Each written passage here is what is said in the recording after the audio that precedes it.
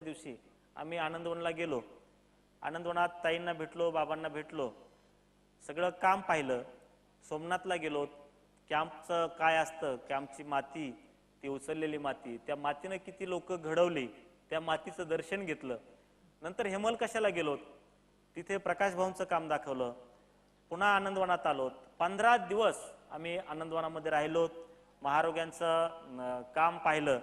इनं दवाखान्यामध्ये जाऊन त्या पेशंटला पट्ट्या करण्याचं कामही काही दिवस तिथं केलं.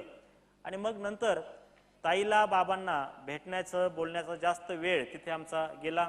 मला आजही आठवतं की बाबा त्यावेळी होते आणि जेव्हा बाबांना भेटायला यायला मी घेऊन गेलो तर बाबांना सांगितलं की बाबा मी लग्न केलंय आणि ही कावेरी माझी बायको. तर बाबा म्हटले तुझी बायको म्हणजे तुझी काय प्रॉपर्टी आहे का म्हटले. ती प्रत्येक जण हा स्वावलंबी असतो, प्रत्येक जण हा वेगळा असतो. माझा माझा हे विचार नाही करायचा म्हटले कधी. आणि म्हणून ती जर वेगळी असेल तिला आणि तू असं मिळून काहीतरी करा, माझं माझं असं म्हणू नका.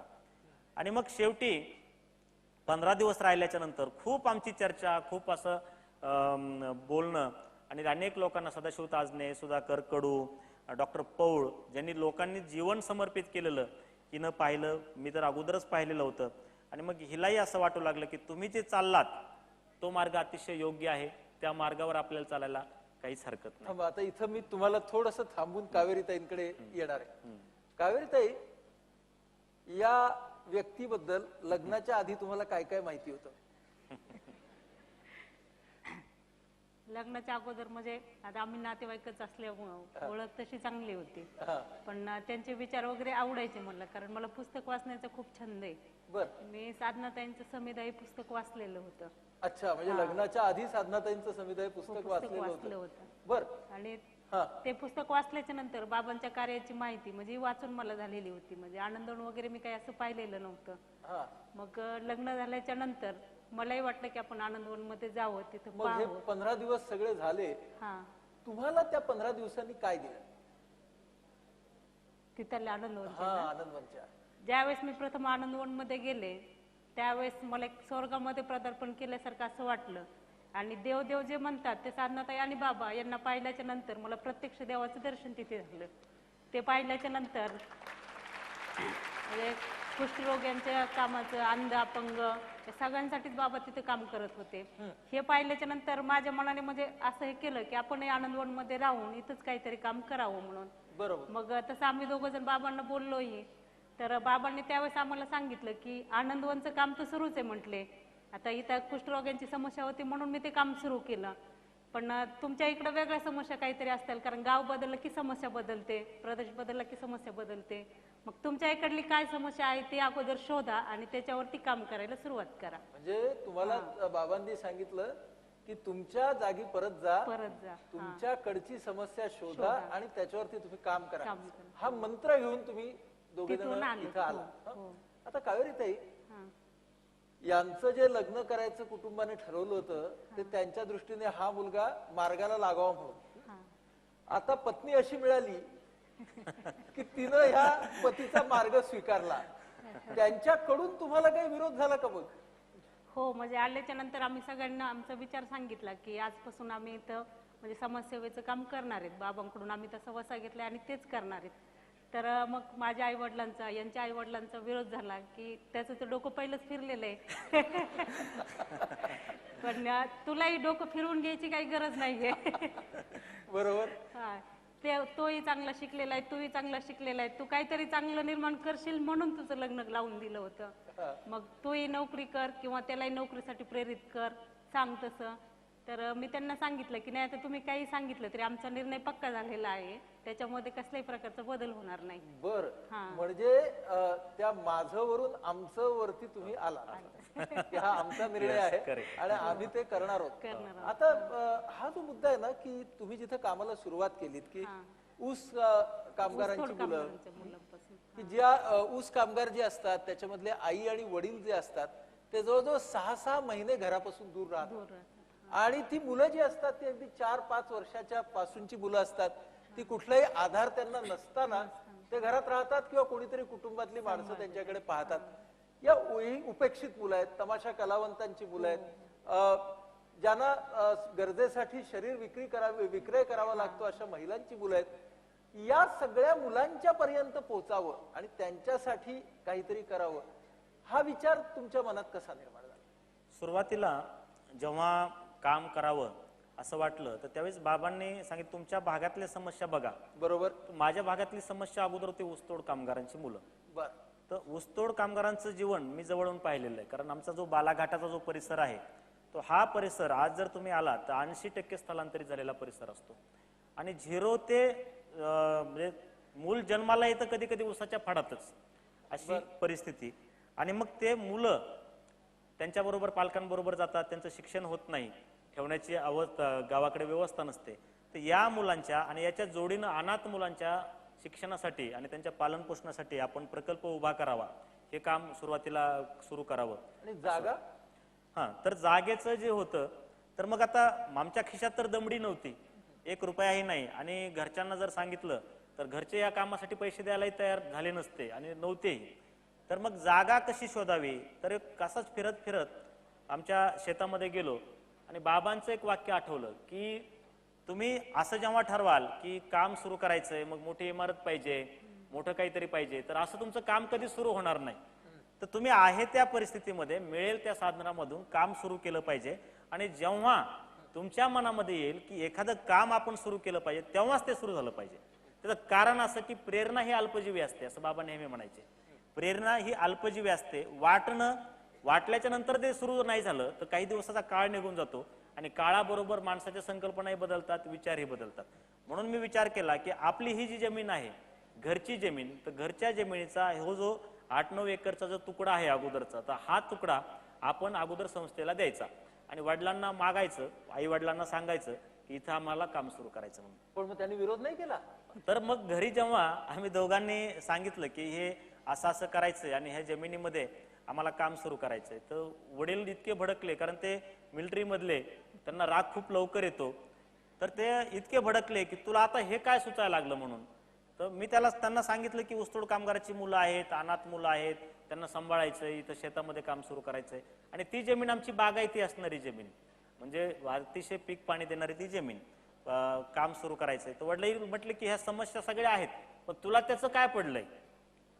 ते मोठ्या लोकांनी ही कामं करायची असतात, असे उद्योग मोठ्या लोकांचे असतात, तुझ्यासारख्या फाटक्या माणसाला हे काही शक्य नाही, अजून 1 रुपयाही कमवायची तुला अक्कल नाही आणि तू ही मुलं सांभाळणार कसे, आणणार कसे आणि इथं ठेवणार कसे. आणि पुन्हा माझी जी जमीन आहे ती जमीन मी तुला या कामासाठी देणार नाही.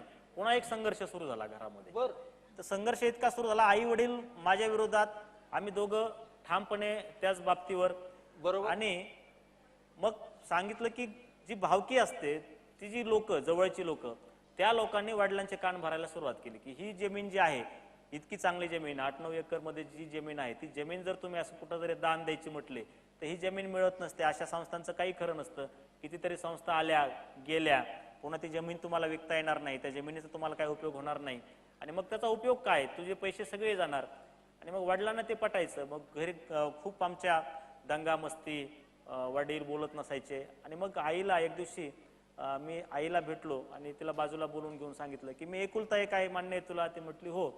मला जे आतापर्यंत मी कधी दारू पिलेलं तू पाहिलं? ती म्हटली नाही. वडील दारू पितात हे तुला माहिती आहे? ती म्हटली हो, कधीतरी पितात. म्हटलं कधीतरी चमच्यानं पिलं काय किंवा बाटलीनं पिलं काय? पिलं म्हणजे पिलंच. म्हणजे काही जण म्हणतात की थोडं पितात, थोडं म्हणजे असं नाही, ती पितात. मग त्यांचे संस्कार मला झाले का? ती म्हटली नाही. तंबाखू मी खातो का? नाही. मग कसलंच व्यसन करत नाही, आजपर्यंत मी अनावश्यक असा कुठलाही खर्च केला नाही. तर मला हे काम सुरू करायचं आणि मला तुझा त्याच्यासाठी पाठिंबा हवाय. तर आईचं जीवन थोडंसं वेगळं होतं. आईचे वडील स्वातंत्र्य सैनिक होते, म्हणजे गोविंदभाई श्राप, स्वामी रामानंद तीर्थ यांच्या चळवळीमध्ये त्यांनी खंबीरपणे नेतृत्व, किसनराव बांगर म्हणून त्यांनी खंबीरपणे त्या चळवळीमध्ये सहभाग घेतलेला होता. आणि वडिलांचं काम आईला माहीत असल्यामुळे आई म्हटली ठीक आहे, मी सांगते, बघू म्हटले काय मार्ग निघेल तो. मग आईने जेव्हा वडिलांना सांगितलं तर वडील ही रागाराग आईचाही करायला लागले आणि विरोध खूप व्हायला लागला. परंतु आम्ही दोघं इतके ठाम होतो. मग वडिलांनी, माझ्या आत्याने एक वेगळा मार्ग काढला की हिला फोडण्याचा प्रयत्न केला. की हिला खूप सांगितलं की आता हे जमिनीच्या मागं लागू नका, तुम्हाला काम करायचं तर बाहेर जा, त्या आनंदवनातच जा ना, तिथंच काही काम करा ना. इकडे येऊ नका परत, असं पण तुम्हाला हे करा. पण आमच्या जमिनीच्या का मागं लागला. पण हिनंही ऐकलं नाही. मग आम्ही दोघांनी एक विचार केला की नाही, हेच करायचं आपल्याला, कितीही विरोध झाला, काहीही झालं तरी मग हे केलं. आणि मग ती जमीन आम्ही हस्तांतरित मोठ्या मुश्किलीनं वडिलांकडून करून घेतली. त्या जमीन 8.5 एकर 9 एकर पर्यंतची जमीन आहे जवळजवळ, ती संस्थेला दान दिली आणि एक झोपड्या उभ्या करून आम्ही आमच्या कामाला सुरुवात केली. बरं, म्हणजे तुम्ही ती संस्थेला ती जमीन आपली दान केली, म्हणजे तुम्ही ती वडिलांकडून घेतली, पण ती तुम्ही तुमच्या नावावरती केली नाही, तुम्ही ती संस्थेच्या नावावरती केलीत आणि तुम्ही तिकडे झोपडी बांधून तुम्ही राहायला लागलात. मला सांगा की हा तर कसोटीचाच प्रसंग होता आणि पुढे असे अनेक आले असतील. लक्षात राहिलेला एखादा कसोटीचा प्रसंग कावेरीताई की जो अगदी तुमच्या पूर्ण लक्षात आहे असा? असंच म्हणजे संक्रांतीचा दिवस होता, हे बाहेर गेलेले होते आणि अक्षरशः मुलांना खाण्यासाठी काहीच नव्हतं. आणि किती मुलं होती त्यावेळी? त्यावेळेस एक म्हणजे 100 मुलं होती. 100 मुलं होती. हा, तर मग आता मुलांना खाण्यासाठी काय करायचं, हा मग खूप मोठा प्रश्न माझा त्यावेळेस समोर उभा राहिला. कारण पोळी तर आपण देऊ शकत नाहीत, निदान भाकरी तरी असायला पाहिजे असं मला त्यावेळेस वाटलं. मग आमच्या इथं एक भांगे म्हणून एक कार्यकर्ते होते, त्यांना मी बोलवून घेतलं आणि माझं मंगळसूत्र त्यांना मोडण्यासाठी दिलं. मग त्यांनी विरोध केला. ते म्हटले आज संक्रांत आहे, मंगळसूत्र का मोडताय तुम्ही, मंगळसूत्र मोडू नका. मी त्यांना सांगितलं की या मुलांच्या चेहऱ्यावरती ज्यावेळेस जेवण केल्याच्या नंतर हसू फुलेल तेच माझं मंगळसूत्र असेल. म्हटलं मला दुसऱ्या मंगळसूत्राची गरज नाहीये.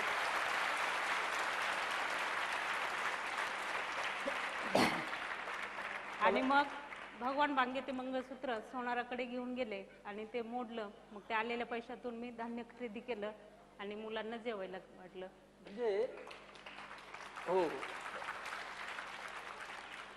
तुम्ही आज इतक्या वर्षानंतर ही घटना आम्हाला सांगतात, ती घटना तुमच्या डोळ्यामधून आम्हाला दिसते. आज आम्ही जे बघितलं, ती बिल्डिंग, तो परिसर, या सगळ्याच्या मागे ते ओसाड शेत असलं पाहिजे, त्याच्यावरची झोपडी असली पाहिजे, त्याच्या मागे तुम्ही दोघांनी या सगळ्या विद्यार्थ्यांना जेवू खाऊ घालण्यासाठी, ते जेवण आणि जीवन देण्यासाठी काय टोकाचा संघर्ष हा तुम्ही दोघांनी अनुभवलेला असेल ते आम्हाला याच्यातून कळलं. या सगळ्या वाटेवरती जसे सगळे कसोटीचे क्षण आले, तसे दीपक भाऊ काही समाधानाचे क्षण आले असतील? समाधानाचे आणि कसोटीचे प्रसंग रोज आमच्या सामाजिक कार्यकर्त्यांचं जीवन असं असतं की असा कुठेतरी लोकांच्या समोर बसून मुलाखत देण्याचा वर्षातला एखादाच प्रसंग आमच्या आयुष्यामध्ये येत असतो. आणि प्रत्यक्ष कामामध्ये पूर्ण वेळ म्हणजे 24 घंटे ते एक मिशन असतं. 24 घंटे ते काम करण्याचं कधी कुठला प्रसंग समोर येईल काही सांगता येत नाही. मग कसोटीचे प्रसंगही तितकेच चांगले तितकेच येतात आणि आनंदाचे प्रसंगही तितकेच मन भारावून जातात. एक उदाहरण तुम्हाला एक 2 गोष्टी सांगतो. एक वाईट माझ्या दृष्टिकोनातून सगळ्यात वाईट प्रसंग की जेव्हा 5 झोपड्या आम्ही तिथे उभ्या केल्या आणि त्या झोपड्या उभ्या केल्याच्या नंतर काम सुरू केलं. 50 मुलं पहिल्या वर्षी मी प्रकल्पामध्ये घेतली होती. त्यातली 29 मुलं ही ऊसतोड कामगारांची मुलं होती आणि 21 मुलं ही पूर्णपणे अनाथ असणारी मुलं होती. तर जेव्हा ती बरोबर घेतली तर 5 झोपड्या जेव्हा आम्ही हे केल्या, त्याची कशा झोपड्या आल्या त्याची फार मोठी वेगळी गोष्ट आहे. पण काम सुरू केल्याच्या नंतर संध्याकाळी तिथे लाईट नव्हती, तिथे रस्ता नसायचा, फार वाईट परिस्थितीतून आम्ही काम करत होतो. आई वडील आमचं घर सोडून निघून गेले होते, ते दुसऱ्या ठिकाणी आमच्या असणाऱ्या जमिनीवरती राहत होते. आणि मग एक दिवशी कावेरी संध्याकाळी उठली आणि 11 साडे11ची वेळ की आता मुलं झोपलीत का अभ्यास करून, कारण एका शेडमध्ये आम्ही राहत होतो, दुसऱ्या 4 शेडमध्ये मुलं झोपायची आणि एका शेडमध्ये आम्ही स्वयंपाक करायचो. असं